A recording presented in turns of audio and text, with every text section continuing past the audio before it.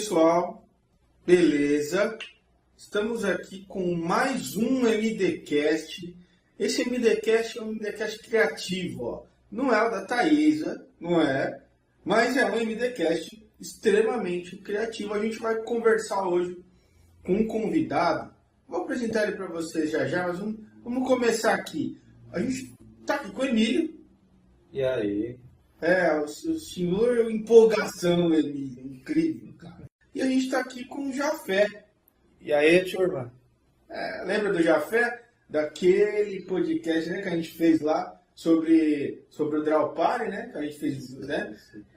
Que ele já mudou de nome, já. Lá era Max Dávila, fala mesmo. Era Max Já Dávila. explica por quê. Era nome de guerreiro. Ele colocou nome de guerra, nome de guerra, isso aí. Tá? Isso aí. É isso aí, cara. A gente vai falar hoje, vai contar um pouco da história do Jafé. O Jafé é um desenhista e tal, ele é criador, ilustrador e roteirista do quadrinho Tigre Negro, tá? A gente vai conversar com ele sobre o Tigre Negro e outras cositas más, certo? E tudo isso depois da vinheta. Puxa essa vinheta aí, vai. MDcast.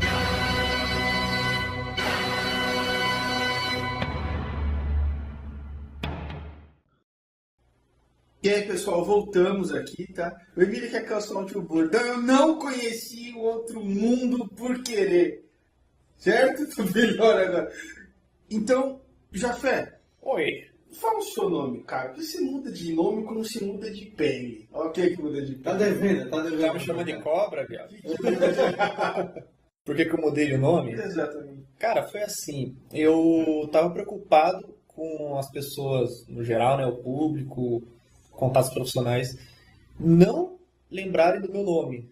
Não só pela maneira que se fala, como a maneira que se escreve, né? Então eu comecei a usar em outros lugares, como restaurante, Starbucks, cafeteria, balada, show, alguns eventos, como Max, que seria meu nome, se não fosse Jafé, seria Maximilian, e meu nome do meio, Dávila, porque eu acreditava que ia ser mais fácil das pessoas lembrarem de mim assim. Só que mais pra frente, depois de uma certa reflexão filosófica, meditações internas e muito café, para não dizer drogas, né? Eu acabei chegando à conclusão que eu prefiro que as pessoas lembrem de mim pelo meu trabalho, pelo meu traço, pelo meu estilo, minha arte, do que lembrar do meu nome. Até porque conhecemos aí alguns artistas com nome complicadíssimos, que eu nem me atrevo a falar para não passar vergonha, que fazem um trabalho incrível e são renomados, conhecidos, mas são lembrados justamente pelo trabalho. O cara fala, você vira e pensa, nossa, que trabalho legal, já fiz esse trabalho aqui no outro filme, naquele jogo, naquele quadrinho, puta, é o mesmo cara, dá pra ver a mesma arte, a mesma qualidade, puta, como é que ele chama mesmo? A pessoa que tá interessada vai lá, pesquisa e descobre. Mas não que necessariamente ela vai guardar o nome na memória, mas vai lembrar pelo menos da arte, né? E isso acaba sendo mais importante do que o nome, por assim dizer. É verdade, isso de fato, né? O nome é importante, sim, ele carrega um peso, ele é importante. Mas o seu nome é o seu nome. E sim, meu nome é meu nome. Exatamente, você tem que carregar, o teu nome vai carregar seu trabalho. Exatamente. É basicamente isso, né? Mas a gente compreende, por exemplo, o Emílio chama Emílio e todo o resto da família do Emílio chama Emílio. Entendeu? Não é verdade? Como é o nome do teu pai? Emílio. E do teu avô? Emílio. E do seu bisavô? Emílio. Exatamente. Nosso tataravô também era Emílio. Nossa, sério? Quinta geração. Nossa, muito bom, eu tive essa sorte, porque meu pai é Gabriel, minha irmã é Gabriela. Mas o meu avô é Gabriel, meu bisavô também é Gabriel. Caramba, você escapou como Jafé. Eu escapei como Jafé, porque não faria muito sentido, né? Ter dois filhos, um Gabriela e outro Gabriel. Isso é meio estranho. Deve ser lindo, cara. Gabriela. Deve ser lindo, cara. Imagina gritando vocês, cara.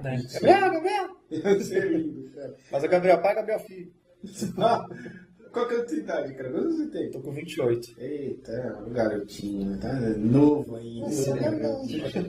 Novo ainda esse garotinho. Puro, inocente, Na cara as malícias dele. do É que vocês mundo. não estão vendo a cara dele, mas fala em vendo, a gente vai deixar aqui um desenho do Jafé. Quem estiver ouvindo esse podcast pelo YouTube vai conseguir acompanhar aqui um desenho do Jafé. Vai ser legal. Vocês vão pegar essa arte aí. Pega essa arte aí. E aí, desde quando tá passando a arte, Jafé, que o pessoal tá assistindo e tal, o que você tá fazendo, cara, eu gostaria de saber como que começou esse negócio com arte aí na sua vida. Porque às vezes as pessoas nascem com isso e outras vezes elas são renascidas com isso. Sim. Não é? Acho que no meu caso eu nasci com isso, morri com isso, assim, no quesito arte, e renasci também. Porque eu me lembro que desde criança eu vivia desenhando, até mesmo nos exercícios da escolinha que tinha que escrever, eu desenhava. Vai fazer história em quadrinhos em vez de responder. Quase isso, mano. Quase isso. Mas eu lembro que também teve uns concursos pequenos de desenho, né, com algumas escolas lá de Campos do Jordão, que foi onde eu cresci. E eu lembro que meu desenho ficou em destaque, né? Aí a escola chamou os pais para ir lá ver e tal, ia ser na prefeitura da cidade, aquela coisa, os desenhos em destaque. Aí chegou minha professora, chamou minha mãe e falou: olha aqui o desenho do Jafé. Aí minha mãe tá lá procurando, né? Vendo lá ursinho, unicórnio, cavalo, aquele desenho torto de criança. E quando chegou no meu desenho, era a Dona Morte do Maurício de Souza. Nossa, Então, tipo, sempre tive um certo gosto por coisas um pouco mais sombrias, assim. E a infância inteira, né? Eu desenhava nas costas do caderno, em folha solta, é típico aquela coisa. de ilustrador, né? Tipo de ilustrador. Eu me lembro que os meus cadernos, cara, entre as páginas que dividia, né? Aquele caderno de quantas matérias, né? Aquela porcaria. 78. 10 matérias. 10 matérias. Porcaria de 10 matérias lá, cara. Nas folhas que dividiam, eu tinha muitos desenhos nas folhas. Uhum. Me lembro bem disso, que eu fazia desenho entre as folhas do caderno. Nas divisões. E no topo e embaixo. Tá ligado? Exatamente. Eu fazia aqui na parte de cima, né? Exatamente. Sim, não tinha fazia pauta, isso era um também. abraço, né? Ia desenho, não tinha pauta, era um abraço. Às vezes eu fazia a caricatura dos professores das matérias. Eu Cada não desenhava os professores, eu tinha o costume de... Isso é muito feio que eu vou falar, tá? Não, ó, bundãozinho, desenhista que tá ouvindo isso. Não tome o que eu vou falar como exemplo, tá? Agora fiquei Eu curioso. desenhava nas carteiras, cara. Eu era um terror. E aí eu desenhava nas carteiras o que os professores estavam explicando.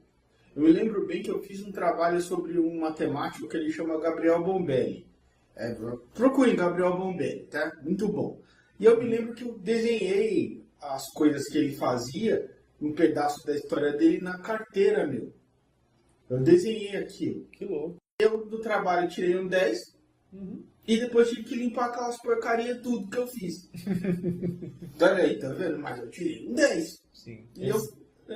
Isso é uma coisa que dá para pegar como exemplo de como as escolas não se adaptam aos alunos. Os alunos têm que ficar se adaptando à escola. Cada um tem uma maneira de expressar e de se desenvolver e dar uma resposta muito particular, assim. Às vezes você sistematiza de uma maneira tão quadrada, falar, tem que responder sempre desse jeito, responder com X parágrafos, tão rígida a maneira como você aprende que como a gente trabalha muito com arte, trabalha com desenho, principalmente quando é criança, quer se expressar desenhando, você poderia se utilizar muito mais desses tipos de recursos para poder se, né? Exatamente. Se valer do aprendizado. Exatamente. Né? E aí você então ganhou o seu concurso? Não, Foi não. exposto? Foi exposto, não tinha prêmio nem nada. Você começou com a morte, é isso? Comecei com a morte. E tá aí bom título, né? Começando com a morte. Mas aí na adolescência eu cheguei a fazer um curso de desenho da infância para adolescência. Mas aí na adolescência começou até aquela coisa, você tem que aprender inglês, tem que fazer uma academia, tem que fazer aulas de reforço, etc, etc. Então os desenhos foram ficando cada vez menos frequentes, né? Mas vez ou outra eu ainda conseguia desenhar alguma coisa. E aí quando veio a faculdade, que eu escolhi fazer faculdade de design... Padrão. Vamos falar novidade. Sua formação, então, é design. Sim, é design. Todo mundo, por favor, fazendo, né, caras de surpresa. Nós academia, você vai trabalhar como designer. Eu vejo um padrão aí. Por que será? É porque eu não passei na faculdade de cinema. Porque eu também prestei, fiquei em último lugar. Ok. Fiquei lá nos últimos da lista. E aquela coisa, né? Pensei, bom, eu conheci um pouquinho do que era a carreira de designer, né? E acabei me ingressando, esperando que eu fosse desenhar um pouquinho, mas não foi bem assim. Não é bem por aí. Não é bem por aí, né? Você até desenha uma coisa ou outra, mas raramente vai ser aquilo que você quer. E olha que eu tive aula de quadrinhos com o Luiz G. Nossa. Mas ele... Legal. Sério. Lá na faculdade. Só que ele incentivava você desenhar o que você conseguia desenhar naquele momento, naquela fase ali. Então não eram aulas assim de anatomia, de desenho para comics ou mangá, nem nada disso. Era mais narrativa visual. Entende? Então eu acabei não focando muito em desenho, né? Eu ainda estava apaixonado por cinema, querendo trabalhar com cinema, com edição de vídeo, animação. Era uma coisa que eu pensava, isso aqui vai dar mais dinheiro, vai dar mais retorno. Porque até então o que a gente ouvia sobre trabalhar com desenho ou quadrinhos? Você tem que morar fora do país ou trabalhar com Maurício de Souza. Né? Isso é padrão também. É padrão, não tinha meio termo. Sem contar que os pais só apoiavam quando você tivesse, né, um inglês avançado, quando você tinha condições de morar lá fora, fazer um curso lá fora, coisa do tipo. Caso contrário, era a mesma conversa. Não, arruma um trabalho primeiro, depois você faz o que você quiser. E foi isso que eu fiz. Típico, né? E foi isso que eu fiz. Eu me formei, entrei num trabalho que, a princípio, eu estava gostando, mas em pouco tempo eu vi que não era o que ia me satisfazer, né? Que era o quê? O que você fazia? Eu trabalhava com edição de vídeo para eventos, para shows, fazia motion graphics. Eu ainda gosto de fazer isso, mas eu sentia ainda aquele vazio, sabe? Aquela coisa dentro de você falando, tô aqui ainda, sabe? Então, durante o meu tempo livre, eu voltei a desenhar. Mas eu vi que eu estava desenhando ainda como uma criança. Pensei, eu não vou conseguir nada com isso daqui. E aí eu fui procurar um curso na escola do Klebs Jr., o Instituto HQ. E já fiz aula há 3 anos, né? Eu parei por motivos que na edição você pode cortar aí, financeiros. Mas eu saí de lá, né, em dezembro do ano passado, fiquei 3 anos estudando lá quadrinho, anatomia, narrativa visual, com o Guilherme Rafid. E, nossa, meu desenho deu um salto, assim, minha evolução foi muito grande.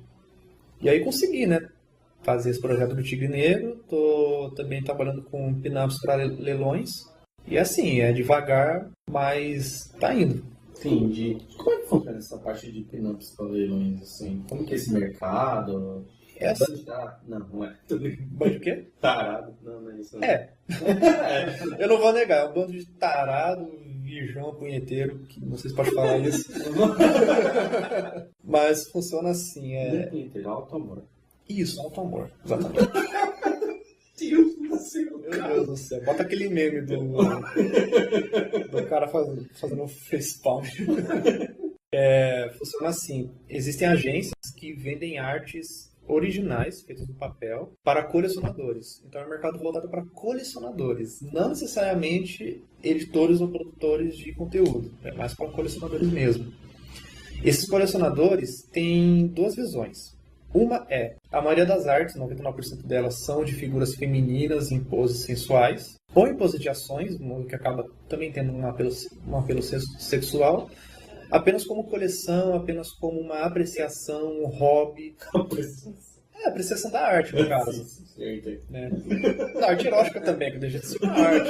Eu gosto bastante. Não, pessoal. Então. Cara, o que tem no sua leitura de cabeceira do Milo Manara? Não, Milo Manara, mano, sensacional. é um mestre, velho, da anatomia masculina e feminina, narrativa, Manja roteiro, demais. E busquem capas da Marvel Milo Manara. Busquem. Sim. São sensacionais. A capa da Mulher-Aranha. Nossa, sensacional. Nossa, eu perdi a amizade no Facebook por conta dessa polêmica, meu. Porque eu defendi o cara, né? Mas enfim, não vou me entrar nesse assunto agora. Não, oi. Não hoje. Se quiser depois falar sobre isso, me chama. Demorou. Mas Fica o convite, hein? sim. E o outro público é o público que vê uma arte boa, investe um dinheiro naquilo, compra, pensando, nossa, esse artista aqui, ele tem futuro. Se um dia ele tiver nome, eu vou revender essa arte por um preço mais alto. É, mais ou menos assim que eu faço. Exatamente. Eles têm uma visão de negócio a longo prazo. Claro que é um negócio assim arriscado, porque às vezes aquele artista vai ficar só nas pin-ups o resto da vida, ou não vai ter nome, não se sabe. Como, por exemplo, aconteceu com artistas BR internacionais, que teve artes que já venderam por mais de $10 mil. Nossa. Porque o cara ficou famoso, o cara, né? Acabou tendo nome, ficou renomado. Investimento aí de risco. Exatamente, investimento de risco. Se bem que dentro de todos os investimentos, dependendo do quanto você paga, não é tanto risco assim, né? Que é verdade. Não, mas assim... Porque as coisas você tem um desenho ali. Exatamente. Imagina, o cara paga $50 numa arte, com muita sorte pro artista, e depois ele vende por $1.000, entendeu? Mas como eu falei, no pior dos casos, de fato, você ganha um quadro novo. Sim. Agora, deixa eu perguntar um negócio, Jafé.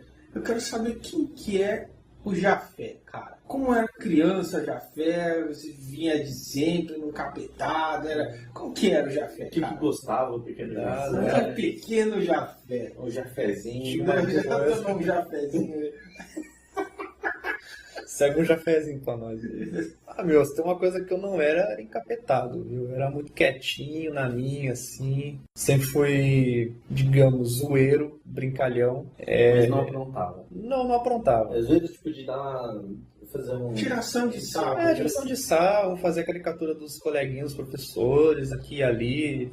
Gostava muito de desenho animado, dos mais bobos possíveis, desenhos mais ridículos que você consegue lembrar. Eu curtia muito. Gostava muito de videogame, de animação, filme, aquela coisa, né? Ainda mais na cidade do interior, que a gente não tinha acesso a muita coisa. Graças a Deus eu tive acesso a DirecTV na época, porque meus pais trabalhavam com hotel, então tinha, né, DirecTV lá. Então eu conheci os desenhos do Cartoon Network, da Nickelodeon, até de outros canais, como a Locomotion. Nossa, Locomotion, cara. Então, minha infância foi destruída ali. Infância de noite, né? Porque era anime de noite, cara. Sim. Não só anime, mas tinha South Park, tinha outros desenhos até... Tinha, cara. Ali eu descobri vários animes assim, cara, que era muito difícil dormir, porque você olhava assim e falava, não, cara, 10h30 começa Evangelho. Aí você tinha que assistir Evangelho. Sim. E dali a pouco tinha você... Nossa, vinha o Blue Seed que era em seguida, eu diria. E, nossa, cara, e aí quando você ia ver, era 2 da manhã, você fala, nossa, tem um Anicinema, cara, tem que assistir Anicinema de hoje. E aí você já emendava com a escola, com o trabalho. Esse daí eu não conseguia assistir não, porque minha mãe já me proibia.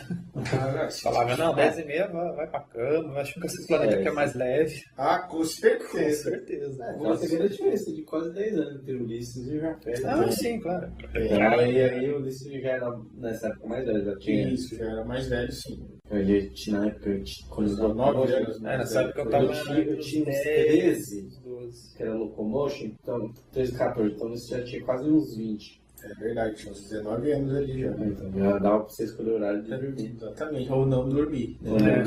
Exatamente. Isso. Mas então, eu sempre era muito introvertido, na verdade. Não era uma criança espoleta, toda animada e... Você era baladeiro, né? Não tinha as festinhas da escola, dos amiguinhos. Não tinha porra nenhuma, velho. Quando o Jordão tinha lá os forró riscar-faca. Tinha lá as casas de pagode. Balada do interior. Balada. Não, mas foi quermesse. Eu comecei. Quero uma vez por ano. Oi, Henrique. Essa aí é você. Quero uma vez por ano. Mano, a primeira vez que eu fui em balada em Campos, eu tava morando aqui em São Paulo. Virou rave. Lá virou rave, sim. Entra 10 da noite e sai de lá 2 da manhã. Grande coisa. 2 dias depois, né? Não. Comigo, pelo menos, não era, porque eu sempre fui velho. Eu olhava uma cadeira e falava, opa, aqui que eu vou dormir, vai ser agora. Eu cheguei a algumas festinhas de aniversário, mas era coisa leve, assim, coisa leve. Assim, as festas mais pesadas que eu fui, eu cheguei, olhei e falei, mãe, me leva de volta. Tô passando bem, não. Tô muito bem, não. Agora, como que era você na escola, já? Desenhava na mesinha? Como que Cara, era você na escola? Era um garoto introvertido, pelo jeito. Né? era introvertido, só que eu tinha uma desvantagem, que era a minha altura. Eu sempre fui mais alto. Hoje eu tenho 1,90, então na época você imagina, uma criança de 12 anos que parecia ter 16. Nossa. Então o que acontece? Eu não conseguia ficar encolhido no meu canto. Se eu ficasse lá, eu era destacado. Aí vinha o professor ver o que eu estava fazendo, ver se eu estava bem. Minha colega encheu o saco, uma coisa. Eu desenhava na carteira de vez em quando, mas eu preferia no papel, porque no papel eu levava para casa. Eu tinha comigo. Melhor, né? Era melhor. É mais inteligente. Não precisava pagar, limpado. Então na mesa vinha. Exatamente. Na mesa vinha a tia da limpeza, passava um paninho com álcool ali e pronto. A tia da limpeza já vinha com o pano de manhã, já. Tá, pega aí que você cagou a mesa mesmo, então toma aí. Eu já limpava. Comigo nunca fizeram isso, fizeram com um colega meu uma vez só. Era triste. Então. E aí, continua. Então, eu era introvertido, confesso que eu sofri um pouquinho de bullying, né? Eu tinha uma certa dificuldade de me relacionar com alguns colegas até, porque eu sempre fui mais, assim, digamos, diferente, né, das outras crianças. Tipo, Era o nerd. Era o nerd, eu era muito magro, eu era da grossura dessa caneta aqui que eu tô vendo. Então, brincadeiras assim que tinha risco de se machucar, puta, eu já tentava evitar, daí aquela coisa, né, não jogava futebol, nem nada. Então, o famoso nerdão mesmo. Famoso nerdão mesmo, cavação, nerd roqueiro, desejava que o Satanás fosse na casa dos amiguinhos pra puxar o pé, né, aquela coisa. Mas graças a Deus eu não guardo rancor, né? Graças a Deus, né? Longe de mim. Entendi. Mas na adolescência isso melhorou um pouco. Ninguém tá pra responder. Então. Eu acho que todo mundo, pelo menos aqui nessa sala, tem sua parte, como é que eu posso dizer, de nerd da escola, né? A parte de sofrência. A grande maioria de quem desenha, mas com arte em geral, né, são mais introspectivos, né? Eu acho que é muito natural da própria arte, você viver um pouquinho no seu mundo, né? Então, com certeza. E quando você não tem com quem compartilhar ou tem poucos amigos para compartilhar, meio que você fica isolado mesmo e é o que você acaba fazendo, é você trabalhar você mesmo, né? Isso é perigoso, cara, porque muitas dessas pessoas, elas não têm quem os ouça, sabe? Eles não têm, e sinceramente eu consigo até comparar com esse caso de Suzano, desses dois garotos que entraram na escola de Suzano e fizeram festa lá, arregaçaram todo mundo de tiro e machadada, entendeu? Aquilo ali, claramente, esses garotos eles não eram isso, porque até onde eu entendi, eles sofriam bullying na escola, né? Tanto o mais velho, né? E o mais novo. E eles não tinham quem os ouvisse. Né? Eles não externavam ou externalizavam aquelas coisas que eles sentiam. Foram dois problemas. Um deles, ele parou de ir na escola por causa do bullying, ele não aguentava mais. E a família dele meio que mimou um pouco. Porque você vê no histórico ali que contavam que ele jogava videogame o tempo todo. Não que videogame tem alguma coisa a ver com violência nem nada. Mas a família, ao invés de incentivar e falar, vá na escola, continua indo, você supera isso e tal, vamos trocar de escola então, vamos para uma outra. Ou fazer qualquer outro tipo de coisa para ajudar na educação. Não, o que ficou fazendo? Toma aqui esse dinheirinho, vai lá numa house, lá fica 20 horas. Ou nem isso, né? Às vezes um moleque conseguiu um trabalho lá com não sei quem e conseguiu um dinheirinho para ficar alimentando aquele rancor, aquele ódio. Exatamente. Né? O problema não está no jogo em si. É no isolamento. Está no isolamento que ele tinha e também os contatos que ele tinha. Ele acabou conhecendo esse outro amigo dele, que também alimentava esse ódio. Então, assim, dá para entender que não foi uma coisa pensada do dia para noite. Não. Dá para entender que ele saiu da escola nessa tensão e só foi questão de tempo para eles explodir e armar tudo.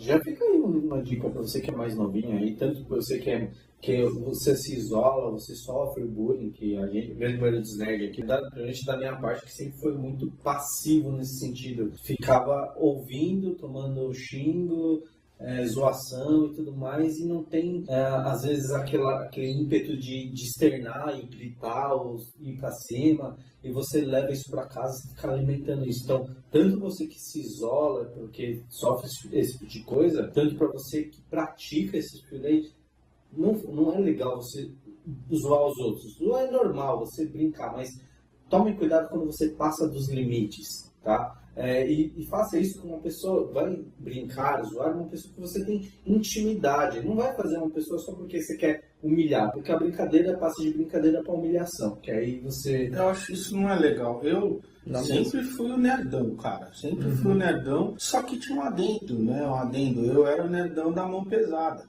Entendeu? Eu era o nerdão que jogava bola. Ah, sim. Eu era o nerdão... Eu vivia literalmente com um quadrinho na mão. Eu era o nerdão que avacalhava Deus e todo mundo. Só que era assim, tinha o gordinho da sala que eu zoava, evidente que sim, porque eu era um idiota, né? Mas eu chamava aquele gordinho pra zoar junto. Esse era o meu coisa, eu tinha um problema em ver as pessoas sozinhas. E aí eu via aquele moleque já isolado, eu já via ele, eu falava, não, vem cá, você aí na frente não vai sentar não, você vai sentar aqui no fundo. E chamava o moleque pra ser retardado também.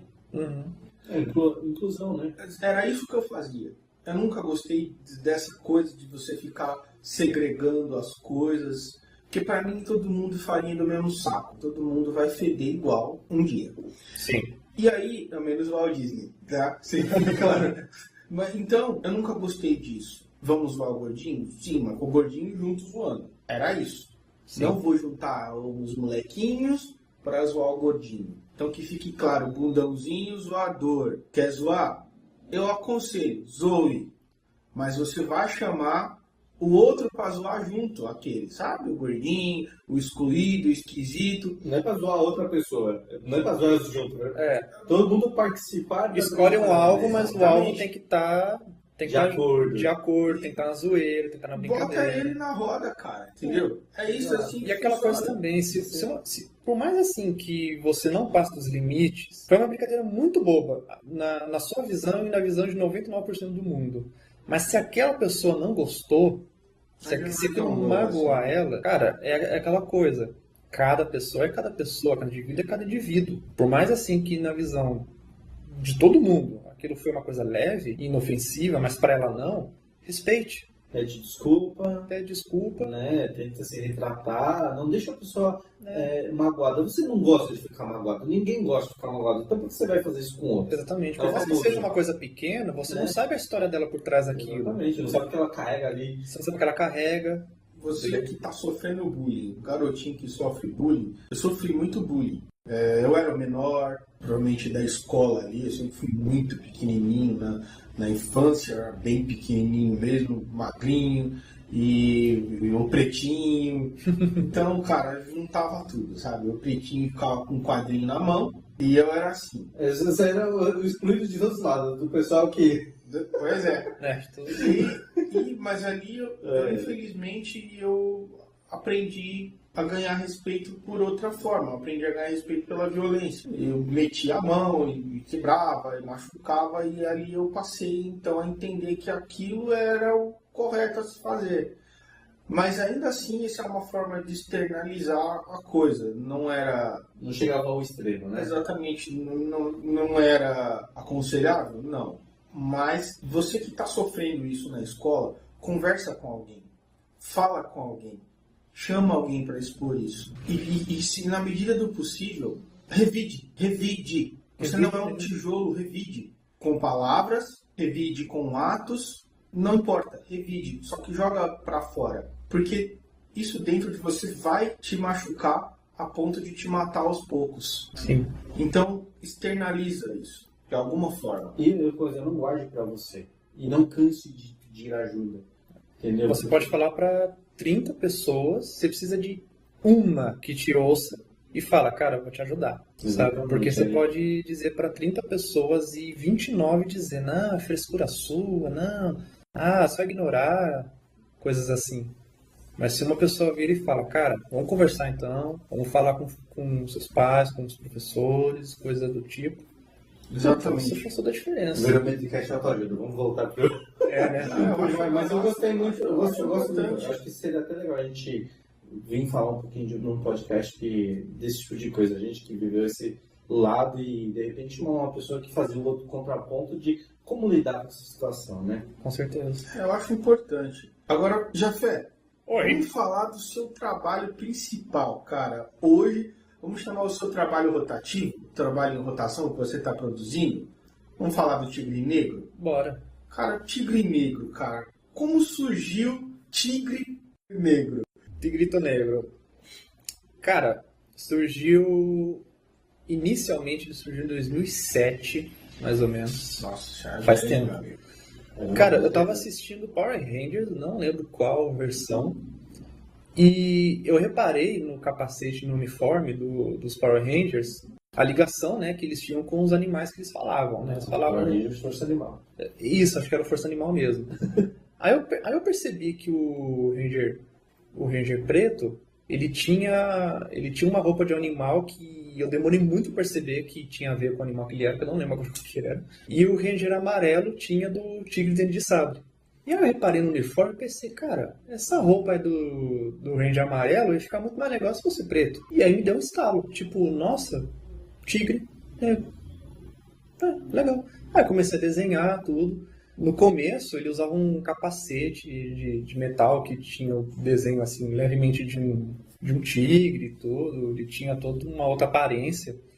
Infelizmente, eu não tenho mais esse desenho. Poxa, mas você consegue reproduzir ele nessa Cara, versão? acho que eu consigo. Seria legal, já que você não tem, você trazer o conceito original. Ali, Sim, ele usava um sobretudo, umas luvas grandonas também que eram as garras, tudo. Mas não tinha ainda uma história, né? Aí eu gostei muito daquele personagem. Falei, cara, dá pra fazer alguma coisa com isso aqui. Aí no começo eu pensei, né? Como tava tendo muita corrupção, muita notícia de corrupção no Brasil, eu pensei, porra, dá pra fazer alguma coisa aí com os corruptos e tal. Mas eu sempre detestei política, então pensei, eu não sei o que eu vou saber escrever, né? Hoje veio aí o Doutrinador, uma história muito boa. Doutrinador espetacular, né? Espetacular. E trabalhou com isso, né? Com a corrupção nacional. Aí, quando eu conheci, eu pensei, puta, só de imaginar que eu pensei em fazer algo com isso lá na minha infância, mas eu não seria capaz de ter feito o que o cara fez. Eu acho que seria, cara, todos são capazes, só que ele teve a Tina ali. Ele teve a Tina ali, só que, mais ou menos nessa mesma época, eu conheci o Spawn, do Todd McFarlane. Quando eu conheci o Spawn e também conheci a história do Todd McFarlane, eu posso dizer que o que me inspirou para ser quadrinista e ilustrador foi ele. Porque eu me apaixonei pela história do cara e pelos quadrinhos dele. Sim, sim. E na faculdade eu fazia ainda alguns desenhos dele, porque não saiu da minha cabeça. E aí teve alguns trabalhos que eu falava pro professor, olha, tem esse personagem aqui, eu posso trabalhar com ele e tal? Ele, não, pode e tal. Aí chegou o TCC. A princípio eu pensei em fazer o quadrinho como TCC, só que acontece, eu era bolsista na faculdade. E o meu professor, né, que eu ia fazer o quadrinho, disse assim, olha, Jafé, geralmente o pessoal leva mais de um ano para fazer um quadrinho completo. Tudo bem para você? E aí eu me preocupei, porque se eu estourasse um semestre, eu ia perder a bolsa. E aí ia ficar difícil. Então eu pensei, não, eu vou fazer uma animação curtinha, de 30 segundos, 1 minuto no máximo, que eu consigo fazer em um ano.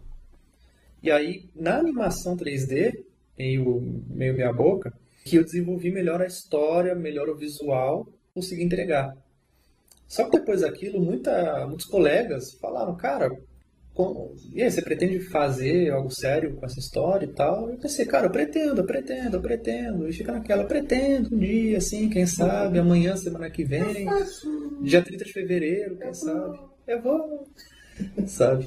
E aí, quando eu decidi que eu ia tentar não, né? Que eu vou trabalhar de desenho, ilustração, quadrinhos, eu tava visualizando muito o mercado internacional, o mercado Marvel, DC, Dynamite, Vertigo, mas eu queria praticar aquilo com o meu personagem. E aí eu voltei, não vou dizer a estaca zero, mas eu reformulei a história, a origem dele, até chegar num ponto que eu olhei e falei assim, cara, isso aqui vai dar gosto de fazer.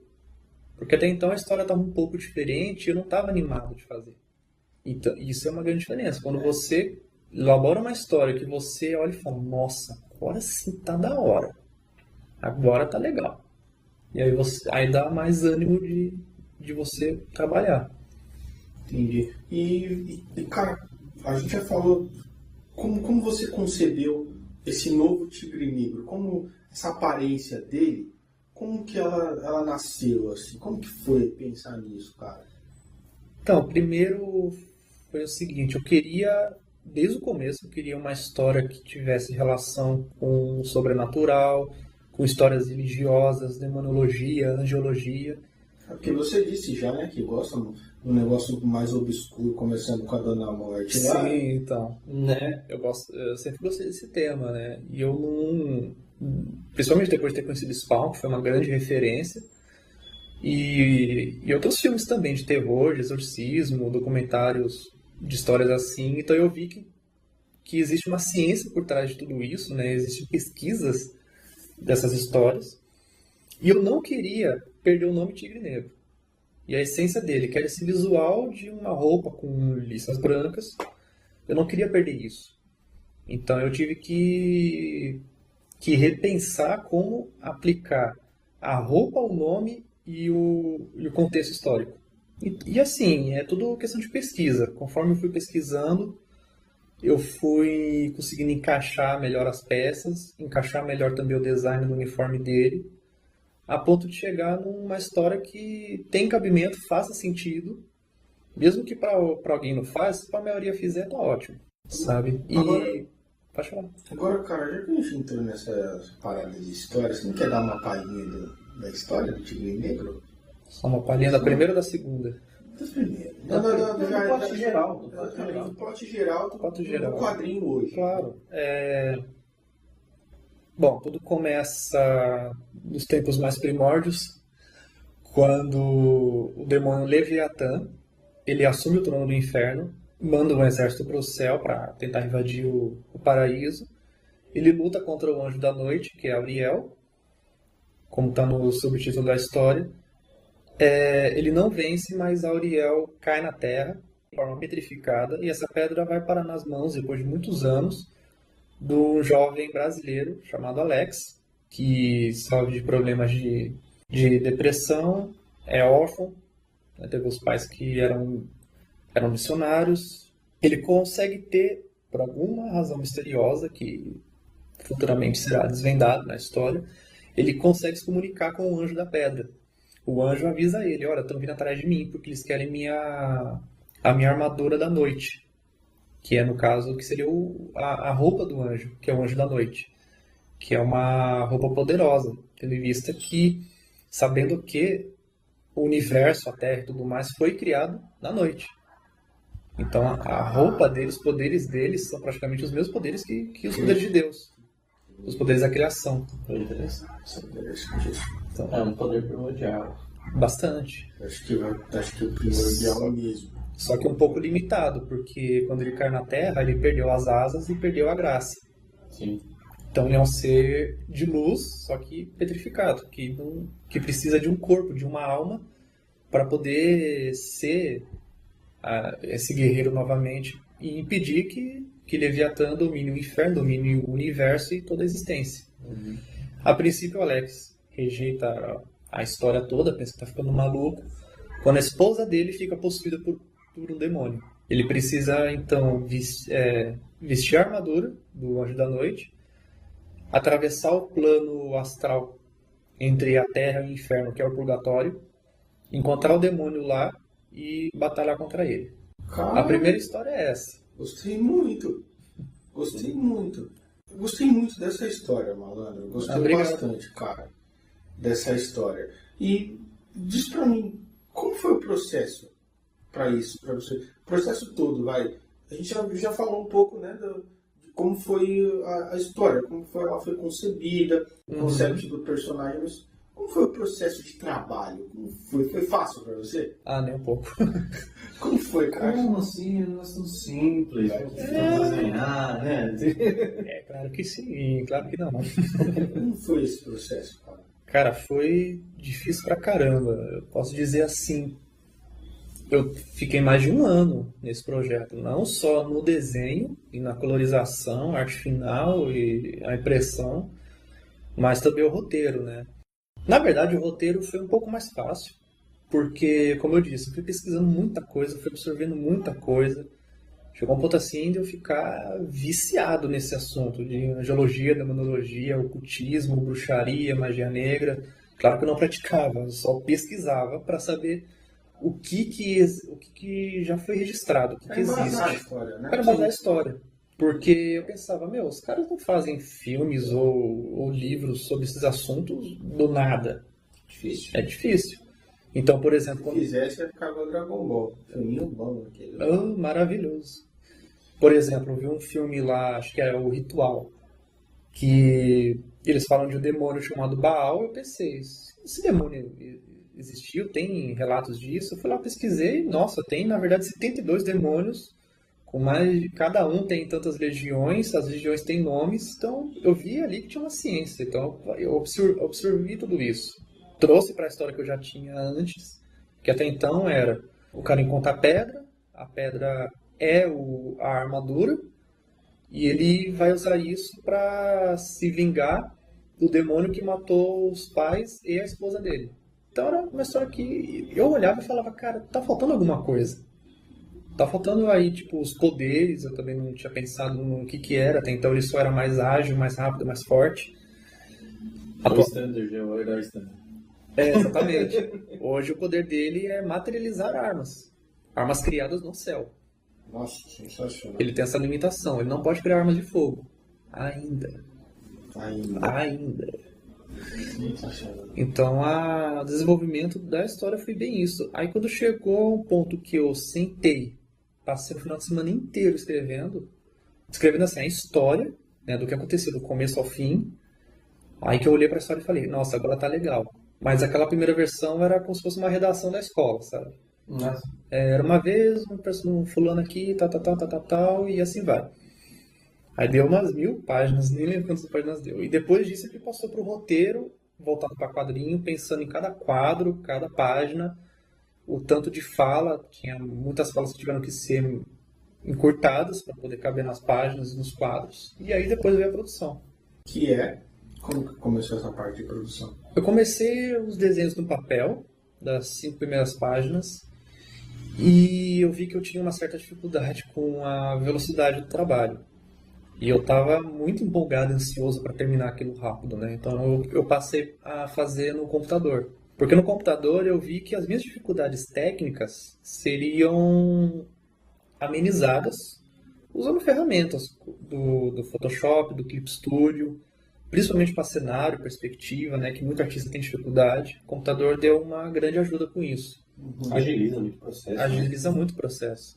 Porque até o momento eu queria entregar um trabalho pronto, mas não com um traço Marvel DC, sabe? Eu tirei isso da minha cabeça. Pensei, não, eu quero um trabalho... Acho que isso foi o mais importante, hein, Jafé? Sim. Porque as pessoas, elas fazem um elefante branco na cabeça, né? Elas fazem uma coisa que elas não têm... a gente conhece, porque lê, porque consome, e aí você pega para fazer com aquela ilusão. Só que a gente esquece que aqueles caras, para fazer aquilo daquele jeito, eles comeram muita merda. E tiveram que fazer trabalhos ruins primeiro. Uma coisa que é uma frase que eu gosto bastante, assim, né? É antes feito do que perfeito, né? Exatamente. Eu ia falar essa frase agora. Hã? Eu ia falar essa frase agora. E uma coisa também que eu quis colocar na primeira edição foi a evolução do meu traço. Você nota uma diferença na primeira página para a última. Verdade. E eu gostei disso. Falei, nossa, é como se fosse aquele filme lá, o Boyhood, que o cara começou o filme, o moleque tinha 12 anos e depois tem 30, ficou 12 anos fazendo filme com a pessoa. Sim, cara. Você vê uma diferença ali Cresceu, né? Cresceu, você vê uma diferença. Não só no ator, claro, mas também na fotografia, na edição. Tudo. O processo todo ele teve uma evolução. O processo todo teve uma evolução. É verdade. Eu Isso posso é bem dizer interessante. isso de antemão. E aí a gente cresce bastante, principalmente quando você aceita. Uma pergunta aqui, Jafé. Não está previsto aqui na pauta, mas qual é a mensagem que você quer passar com o Tigre Negro? O que você gostaria de passar? Você apontou alguns pontos interessantes aí e tudo mais, principalmente na parte de mais introspectiva do personagem, né? Mas qual é a mensagem geral que você gostaria de passar com essa história? Assim, a mensagem, eu não sei se ficou clara na história, no roteiro, mas a mensagem por trás, em alguns momentos, são duas. Uma é, por mais que você tenha medo ou dúvida de alguma coisa que te apareça, que parece ser novo, é normal você negar a princípio, mas aquilo pode fazer diferença na sua vida. Então esteja aberto a novas experiências, a novas coisas, mais absurdas que elas pareçam. A segunda é não importa no que você acredite. Seja em Deus, Buda, Alá, Iemanjá, o rato que for, mas mas tenha algo ou alguém que acreditar. Porque vai ter vezes na sua vida que acreditar em você mesmo não vai ser o suficiente. Querendo ou não, não vai ser. Você vai se sentir sozinho no universo. E a história passa aí, você nunca tá sozinho. O mundo é grande pra caramba, o universo é imenso demais, você nunca vai estar sozinho. Então tenha em quem ou no que acreditar. Isso é verdade. Ajuda a gente a buscar a força onde a gente às vezes acha que não tem, né? Exatamente. É verdade. E é muito importante você entender que você não tá sozinho. Uhum. Isso é muito importante entender, tá? Muito mesmo. Planos futuros, cara, o que você tem aí na sua mente pra fazer, o que fazer? Quais são os seus planos futuros, seu Jafé? Cara, quero ganhar muito dinheiro e gastar com droga. Até parece, né? Quem me vê pensa, nossa, essa carinha de menino usando droga. De interior, vindo lá. Vindo de lá. Falando baixinho, Né? tá aqui, ó. Não, eu pretendo lançar a segunda edição logo em breve, ainda esse ano. Aí sim. Então, acho que A mesma quantidade de páginas e tudo mais? acho que vai ter um pouco mais. Ou aí Vai ter sim. um pouco mais. Aí sim de firmeza. Mas acredito que eu consigo agora produzir um pouco mais rápido, né? Depois Você já dessa. tem um molde do seu próprio trabalho, como você funciona, né? Exatamente. Eu já domino melhor as ferramentas também, já tenho uma boa bagagem, né? Já temos alguma coisa aí para o pessoal ver? Então, essa arte aqui que eu tô fazendo, e por enquanto, ela vai ser a capa. Por enquanto. Porque assim, eu não posso ainda compartilhar muita coisa. Porque pra quem já leu a primeira, já vai ser muito Ela tem spoiler. spoiler do que você já fez? Já vai ser um spoiler. Vai olhar e falar assim, nossa, já entendi tudo que aconteceu. Ah, sim. Sim e não, sabe? Ah, sim. Vai ter personagens novos, vai ter personagens mudados, então não posso contar muita coisa por enquanto. Acho que só depois que eu lançar, ou tiver pra lançar a segunda edição, que eu vou poder compartilhar mais. E pretendo aí, tentar viver disso, né? Felizmente ainda no Brasil é difícil, mas não é impossível. Tá melhorando. Tá melhorando. Tá melhorando, elas vão melhorar mais, cara. Sim. Hoje eu divido o meu trabalho com metade desenho e ilustração, o que dá pouco retorno no momento. E a outra parte, que dá mais retorno financeiro, é a parte de design ainda. Mas futuramente eu pretendo viver 100% de desenho, quadrinho, ilustração. Se eu conseguir trabalhar para uma DC, Marvel, Dynamite, Vertigo da vida, vai ser maravilhoso também. Se eu não conseguir, mas podendo viver da minha arte, tá ótimo. Perfeito, é assim que funciona. Jafé, onde que a gente pode encontrar o Tigre Negro? Cara, pode encontrar diretamente comigo, porque não deu certo vender por sites tipo Mercado Livre ou OLX, tem que ser diretamente comigo. Ainda não montei um site, mas pretendo montar futuramente. Pode me encontrar no Instagram. Vou deixar aqui o Instagram do Jafé. Sim, @jafé.ribeiro.art. E é só mandar um direct, uma mensagem lá, que eu entro em contato, eu explico como funciona, eu faço a entrega para todo o Brasil. É só mandar um alô, que daí eu chego lá e falo, oi! Vocês também conseguem encontrar na Modelo. Sim, na Modelo. Na Modelo vocês conseguem encontrar também o Tigre Negro. Tá num preço bem acessível. Tá num preço bem acessível. Você pode vir até a gente aqui no MD Store. Você vai encontrar no MD Store o Tigre Negro, tá? Eu queria perguntar só uma coisa, que a gente estava conversando nos bastidores aí, assim como o que eu fiz com o Henrique, que ele fica enrolando com pastinacas dele, aí, o canalzinho do Jafé, vai rolar ou não vai? Eita, pô. Então, aquela coisa, né, mano? Vai rolar, meu. Jogando a fogueira. Jogando a fogueira, né, meu? Pelo menos 2019. Assim, vai rolar. Não não sei dizer ainda hoje, assim, nesse dia, né, que dia que é hoje? 10 de abril. Não sei ainda o que eu vou fazer futuramente no canal, mas vou colocar uns speed art, vou colocar um pouco também da produção da segunda edição do Tigre Negro. Já dá para o pessoal se inscrever, se a gente deixar aqui, tem um canal pelos registrado? Não, claro, tem sim, tem sim. O vídeo mais recente vai ser o vídeo do Catarse, na verdade, mas eu Deixa aí, vamos deixar aí na vou descrição. compartilhar um pouco do processo e também de algumas outras experiências aí que eu puder compartilhar, eu vou estar compartilhando lá no YouTube, sim. Bacana, cara. Eu achei muito esclarecedora essa conversa, né? A gente vai deixar os contatos do Jafé, onde deixar o Tigre Negro diretamente com ele aqui na descrição, tá? Desse vídeo. Pessoal, javazinho rápido aí, tá? Tem uma olhada nas nossas redes sociais, tá? Bom, pessoal, fica o convite para vocês virem conhecer o trabalho a gente tem 3 fanpages dentro da Modelo, que é o da Modelo Design, próprio da escola. A gente tem um grupo aberto de desenhos para o pessoal que quiser colocar o desenho lá à vontade. Já vai estar convidado a colocar umas artes lá do Tigre Negro ou qualquer arte que queira. Que chama MD Sketch Club. Dá uma olhadinha, que é muito bacana. Exato. E tem a fanpage também do MD Comics, que logo mais trará muitas novidades. Principalmente aí no Draw Party, que tá por chegar, não sei se vai sair o podcast.